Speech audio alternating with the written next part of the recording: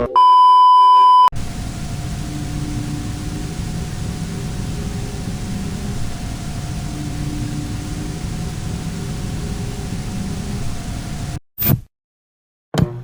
don't know how long I've been here.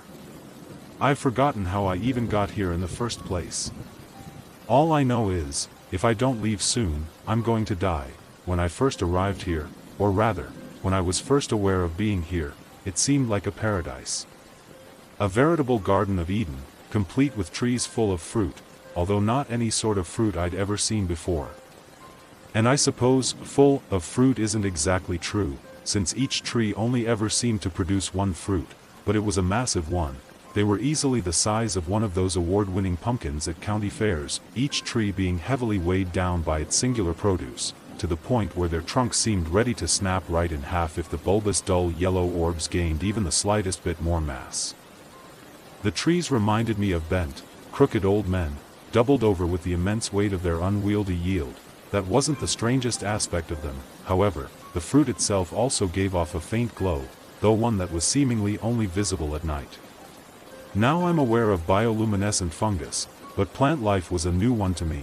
The immense hunger I felt the moment I awoke on these rough, rocky shores overrode any trepidation I had as a result of the fruit's quirks, and before I was even consciously aware of what I was doing, I found myself nearly neck-deep in the guts of the nearest tree's engorged offspring. It was delightful, to say the absolute least. I don't think I've ever tasted such an oddly equal mix of sweet and savory. But somehow it worked, almost too well. I couldn't actually stop myself from eating. I didn't want to stop myself. Even realizing the growing fullness in my slowly distending abdomen wasn't enough to sate or even slow my ravenous appetite. As soothing as the sleep was, it wasn't entirely untroubled. Plagued by dreams of tumultuous waves crashing against stalwart stone, golden lights glistening through murky fog, and an unfamiliar but distressing feeling that I can only describe as being squeezed from all sides at once, I woke with a start, and immediately felt that same hunger consume me once more. I thought of nothing but finding another tree and its swollen bounty. A desperate, grasping search around the beach left me fruitless, so I turned towards the only other area there was. Inland. And somehow, though I was sure my eyes had scanned greedily along the entire visible landscape, I could now clearly see the dim glow of my prize.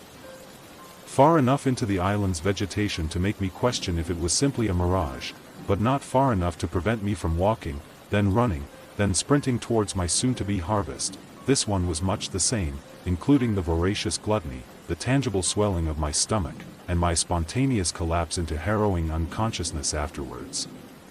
My life soon became a seemingly endless hunt for the seductive gleam of these self-destructive orbs. I'd awaken, instantly start my search for the next with no sense of how much time had passed, how far inland I had now gotten, or anything else at all, really. Only my loathsome piggishness mattered. And that descriptor didn't just apply to my appetite anymore. If there was anything else I was still alert to, it was my own rapidly increasing weight, and that was only because I was painfully aware of just how exponentially long it was taking for me to arrive at my next meal. The fruit was everything to me. I hardly even stopped feeding to breathe after a certain point, ending each grubby meal gasping and wheezing before passing out and continuing the uroboric cycle anew. Soon, I began to realize my path of devourance was becoming tiresome. Not in terms of appetite, no, that was stronger than ever. And not simply because of my ever-expanding girth either, though it was a wonder I could even keep stumbling ahead without toppling over. Instead, gravity seemed to be working against me. It took me longer than I'd like to admit, in my overfed stupor, that this was because the increasingly sparse trees had begun slowly leading me uphill. Not just uphill, but up mountain. Looking ahead now yielded nothing but grayish, crumbly dirt, but raising my eyes revealed an upward slope that seemed to reach into the clouds. I had forgotten about clouds. I don't think I'd even looked up at the sky once since first waking on the rugged beach. What I certainly hadn't forgotten about was my beloved fruit, which seemed to withdraw themselves to the highest visible point, so I kept moving forward. Quickly enough my unsteady steps turned into even shakier crawling, my bulbous belly scraping along the ashy soil, threatening to spill my stuffed guts with every gash and slice. I hardly noticed. All I could think about was the oasis of treats awaiting me, ringing the summit like a radiant crown of pure ecstasy. What I found up there was no oasis. What found me up there was anything but pure, grasping the rim of what I had begun to assume to be an extinct volcano, hoisting myself up onto the edge in preparation of grabbing the nearest tree and sinking my teeth into its fruit without even removing it from its bough. A noise I can only properly describe as wet caught my attention, emanating from the chasm below. Maybe this volcano wasn't extinct. I hardly would have given it a second thought, happy to die in the throes of magma-induced immolation as long as it was with a mouthful of my precious ambrosia, had it not been for what my quick downwards glance caught. An eye, monstrous both in size and appearance, met my gaze. And it was taking no quick glance back up at me, it was glaring at me, straining up out of what had thought was simply a caldera, threatening to rise up out of it like an eruption itself, bulging veins and sickly yellow sclera practically vibrating in absolute want. Need. Something all too familiar, hunger. It didn't dart around madly in its muddy socket, it was fully, completely, utterly transfixed on me. For some reason, this aspect is what triggered both my gag reflex and fight or flight response all at once.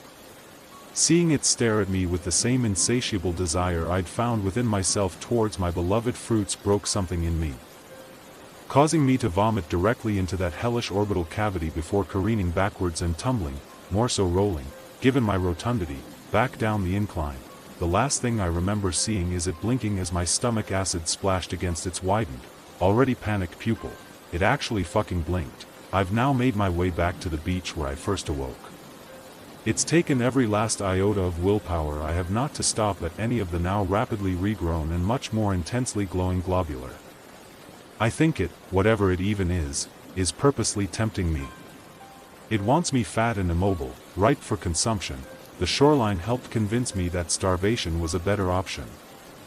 The rocky protrusions have raised considerably, into tall, spindly, tightly packed spires almost entirely blocking my view of the ocean.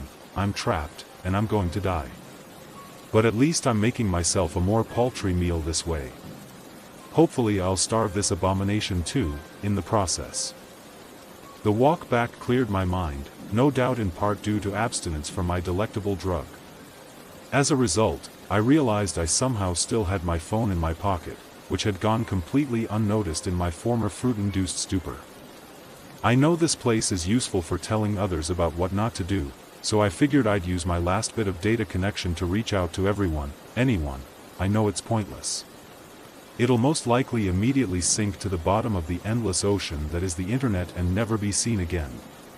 But if there's even the slightest chance that someone will see this, and I can help them avoid this terrible fate, I'm going to take it. A modern-day message in a bottle. But as a warning, not a cry for help. I think I've been sitting in the same spot for too long. I've begun sinking into the ground, probably aided by my still prodigious weight. It's the biggest understatement of my life, but I suppose I ate too much. During the few nights that have now passed with me actually conscious, I swear I could see a pale glow emanating from my own torso. Which leads me to my final message, and the only one that really matters.